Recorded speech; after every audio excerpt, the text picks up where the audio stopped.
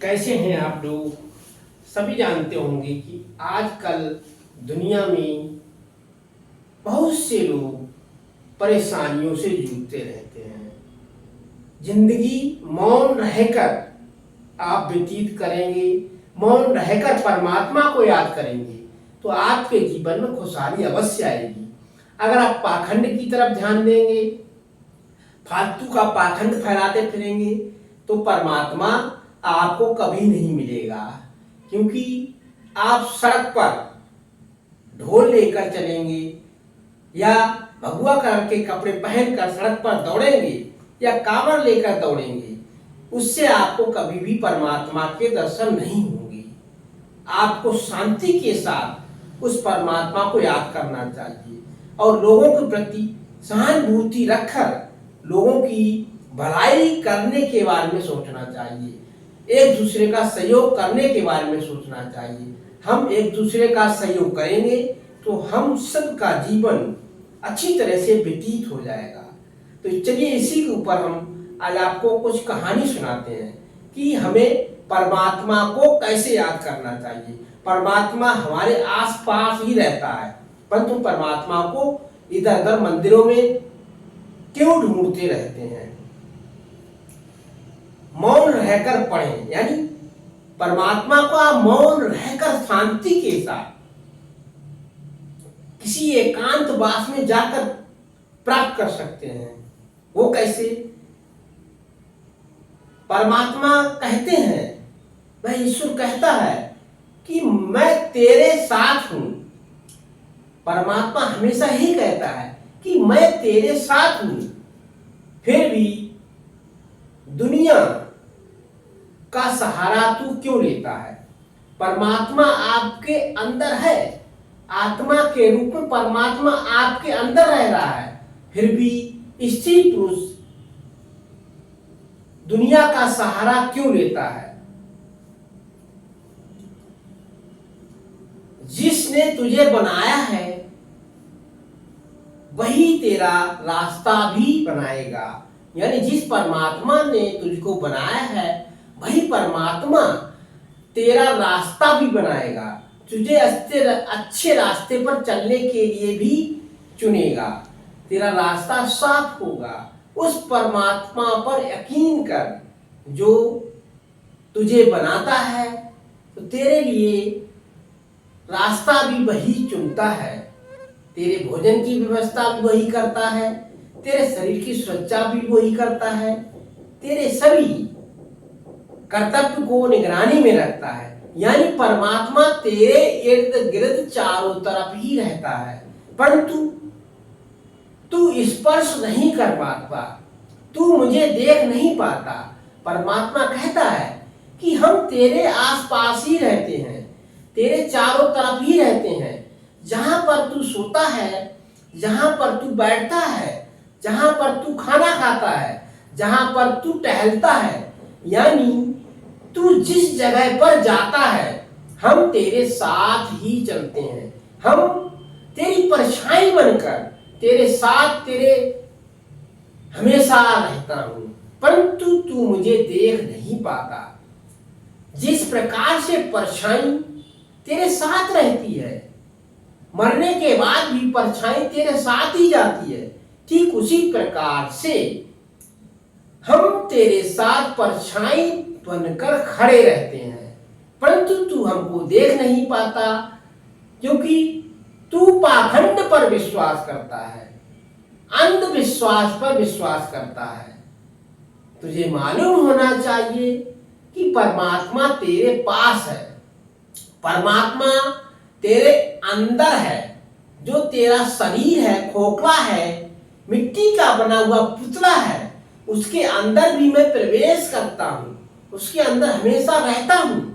अगर मैं तेरे अंदर नहीं हूंगा तो तेरा शरीर काम नहीं करेगा। मैं तेरे ब्लड में नहीं हूंगा तो तेरा शरीर का ब्लड नहीं चलेगा। तुझे ज्ञान होना चाहिए कि हम तेरे पास हैं, तेरे शरीर की हस नस के अंदर है। हर तरह की जो तेरे अंदर ज्ञानेंद्रियां हैं, पूरे शरीर के अंदर मैं वास करता हूं। तभी तेरा शरीर चलता है, तेरा दिमाग चलता है और तू अपने कर्तव्य को कर पाता है। परंतु तुझे मालूम नहीं होता, तू मंदिर में जाता है, जल चढ़ाता है, मस्जिद में जाकर कामर चढ़ाता है, चारों तरफ अंधविश्वास पर विश्वास करता है, परंतु अपनी अंतर आत्मा में झांक कर मुझे तू नहीं देखता। यही मानव स्त्री पुरुष का एक पाखंड है।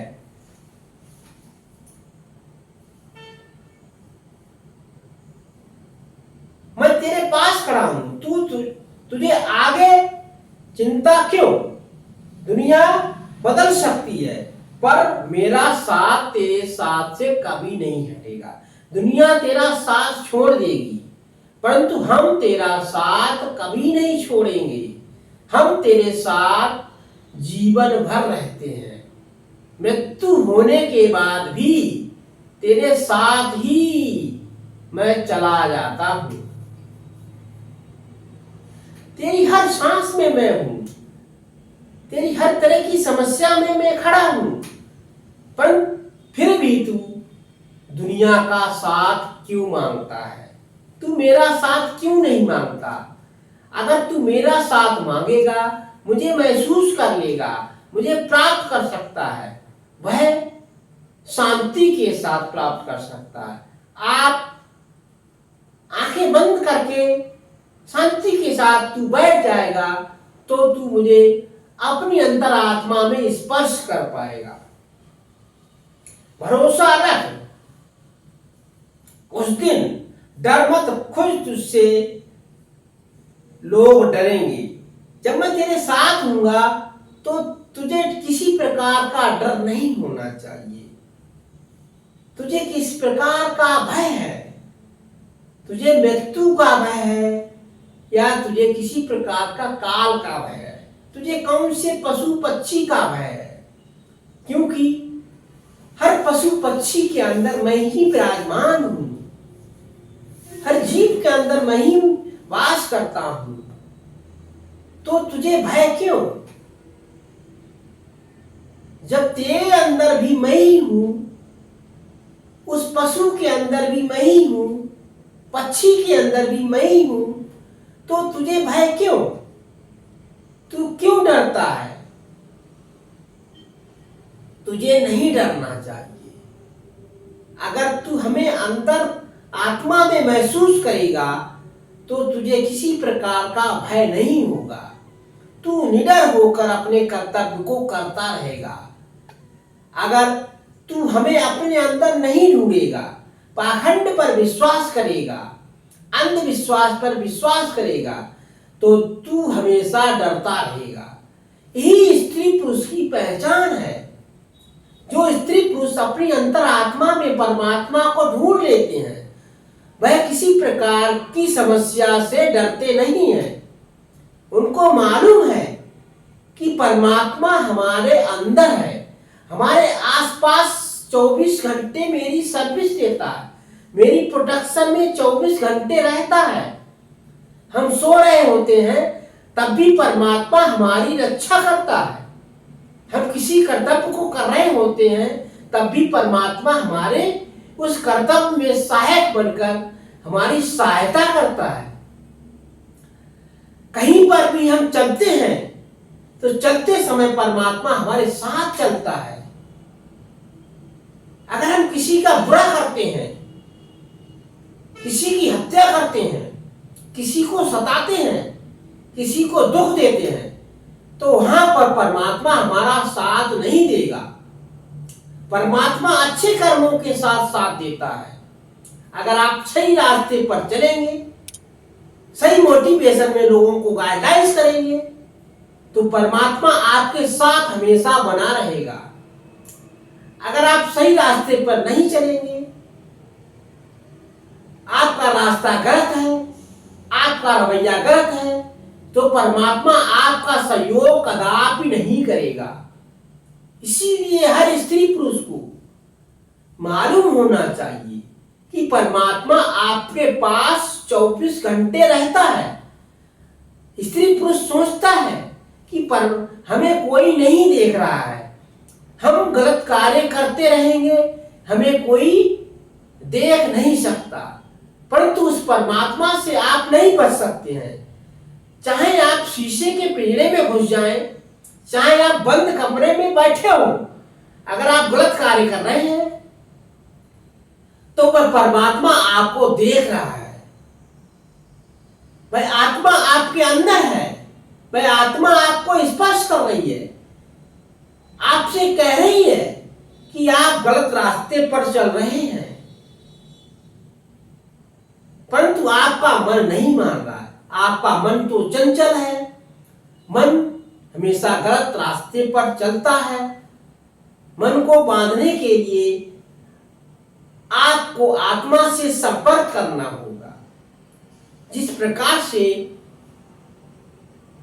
जो लोग अपने माता पिता के कहने पर कार्य करते हैं, जो बच्चे अपने माता पिता की सहायता करते हैं, अपने माता पिता से किसी भी कार्य को करने से पहले एडवाइजेशन लेते हैं,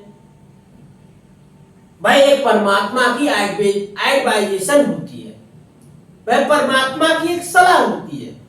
माता पिता हमेशा अपने बच्चों को अच्छी एडवाइजेशन देकर ही आगे बढ़ने के लिए मोटिवेट करते हैं। ठीक उसी प्रकार से जिसने हमको बनाया है वह हमारा परम पिता परमेश्वर है। माता पिता हमको जिस प्रकार से संभोग करके उत्पादन करते हैं, ठीक उसी प्रकार से उनकी रक्षा करने के लिए परमात्मा हमारे चारों तरफ तुरंत आ जाता है, इस पिंडली को उत्पादन करता है, डेवलपमेंट करता है, शरीर का डेवलपमेंट होता है।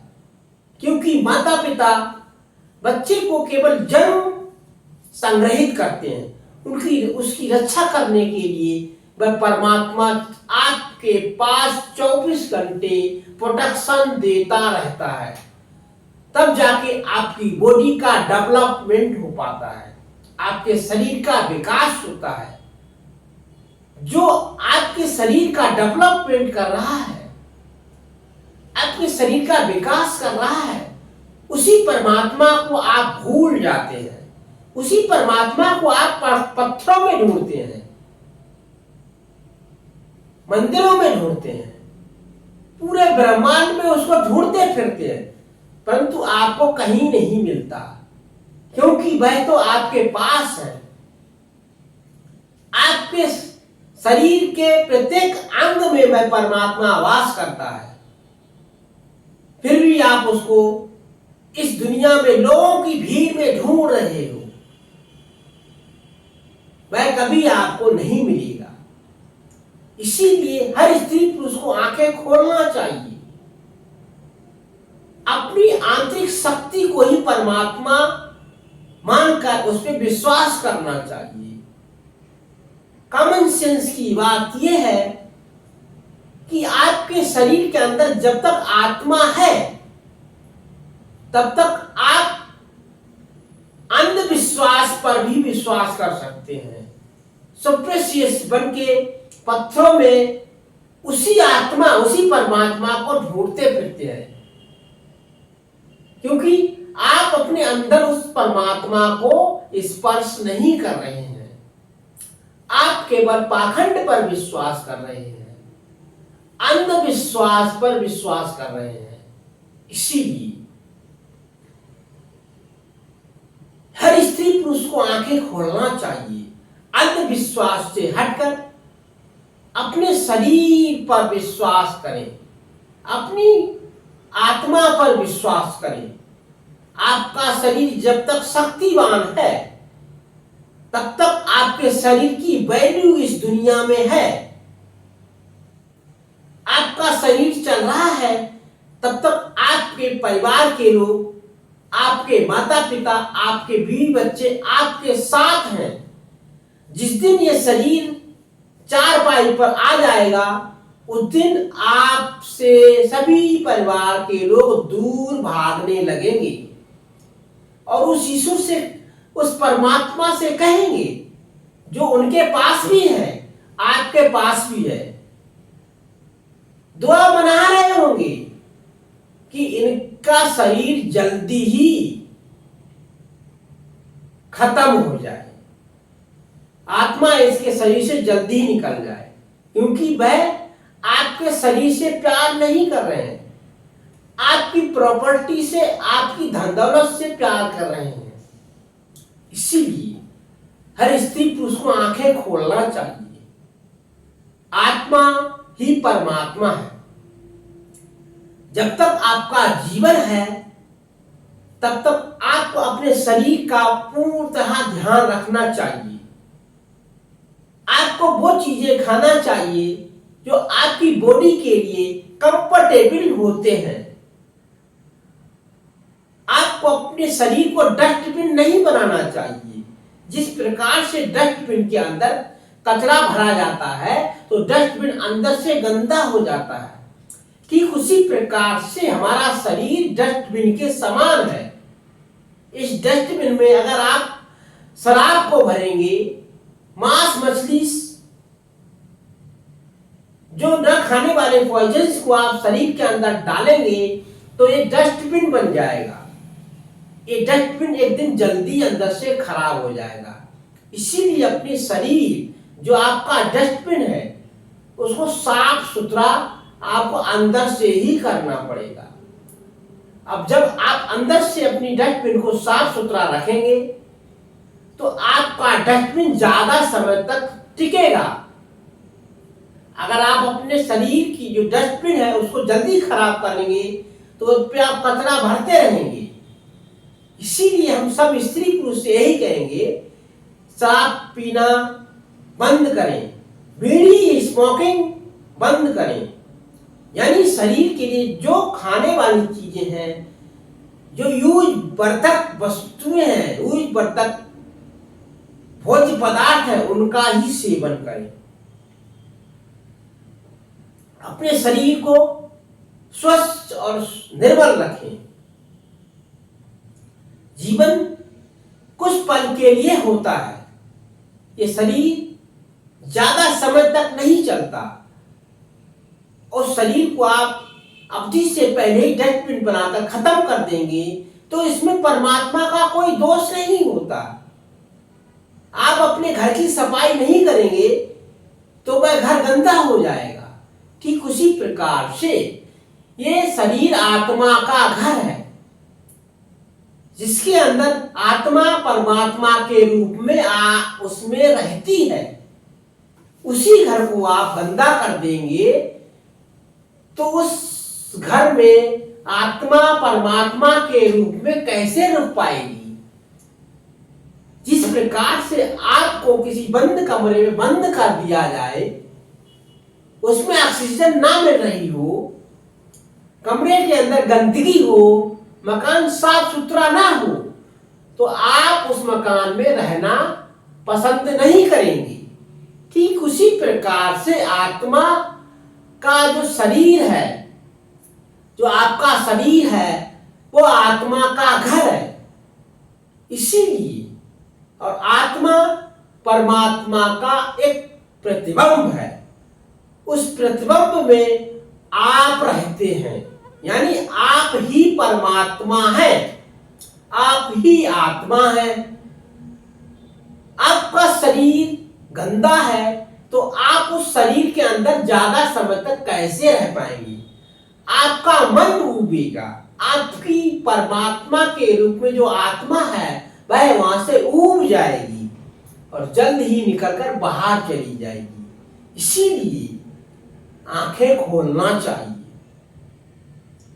आंखें बंद करके नहीं रहना चाहिए।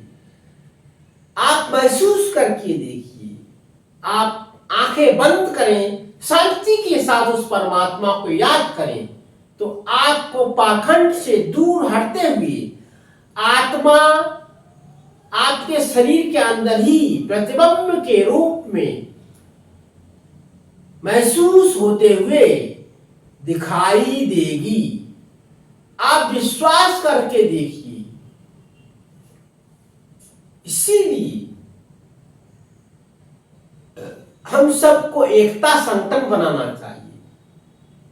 आपने देखा होगा, पशु कभी भी पाखंड पर विश्वास नहीं करते हैं।